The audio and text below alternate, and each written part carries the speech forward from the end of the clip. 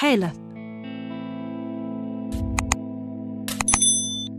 ممكن تسيبوني أعيش حالة حابة أعيشها بكل ما فيها، وكمان أوصف ليكوا تفاصيل قصة مليانة بكومبارس وأنا بس بطلة الحلقات.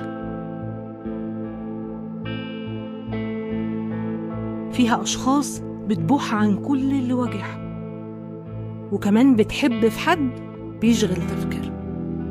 فيها ناس بتحاول تخفي في معظم ملامحها وتزور يمكن في حياتها وتزيف برضه في أقوالها وتكذب مرة ومرة كمان تخدع ناس غيرها.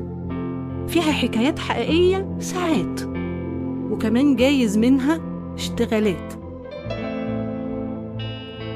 فيها ناس بتدور على حد علشان تتحب، فيها ناس كالطوبة بتندب، فيها عشاق قاعدين بالكون، وكمان أحباب تسوي يا صاحبي طعم النوم. فيها كمان حبة كلمات بنقولها ونندم، وشعور بنحسه وبنعيشه وبنرجع نندم.